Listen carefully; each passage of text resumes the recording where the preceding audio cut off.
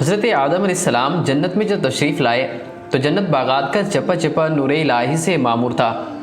ہر طرف نعمت کی بارش، ہر سو نور کی تابش۔ ان ساری نعمتوں اور رحمتوں کے باوجود حضرت آدم علیہ السلام اپنے دل کا ایک گوشہ خالی محسوس کرتے۔ ایسا محسوس ہوتا کہ کسی چیز کی کمی ہے یا کھو گئی ہے، جس کی تلاش بہت ضروری محسوس ہو رہی تھی۔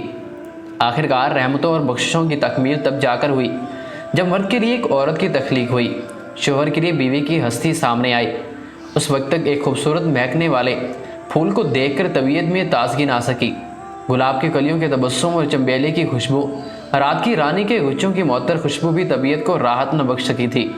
عورت کے وجود کے آنے کے بعد پرندوں کے نغمے الغرض سارے مناظر دل کو لبھاتے اور مردہ دل بھی جینے کی امید پیدا کر دیتے۔ مگر قدرت کی یہ ساری رنگینیاں اور باغات کا حسن و نکھار ایک وجود کے بغیر نامکمل تھا۔ وہ وجود قدرت کا ایک حسین شاہکار تھا، وہ ہے عورت کی ہستی۔ عورت کے بغیر یہ ساری گلکاریاں، پرندوں کے نغمے، کوئل کی کوک، سب کچھ سونا سونا لگتا ہے۔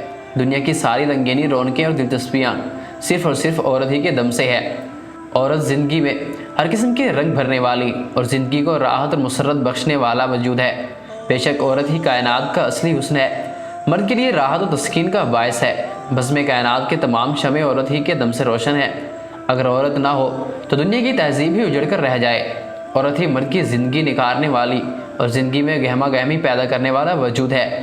اللہ تعالیٰ نے عورت کو حسن و جمال اور خوبصورتی سے نوازا ہے، جو مرد کے لیے راحت یہ قلب ہے، ورنہ انسانی زندگی کی گاڑی ایک دم بند ہو کر رہ جائے۔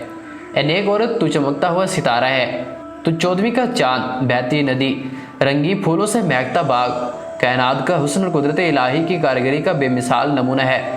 اے نیک عورت، جہاں جہاں تیرے قدم پڑتے ہیں وہاں وہاں روشنی کی کرنیں پھیلتی ہے، تو دوسروں کو سکھ اور چین بخشتی ہے، تو ہر مقام کو گل و گلزار بنا دیتی ہے، تو غریب تر گھرانے کو بھی جنت نما بنا دیتی ہے۔ اے خوش قسمت عورت، تو مردوں کی رہنمائی کرتی ہے، اولاد کی جنت تیرے قدموں میں ہے، تو ڈوبتی کشتی کو کنارے لگا سکتی ہے۔ تیرے بغیر مرد کی زندگی کا پھول بے معنی ہے۔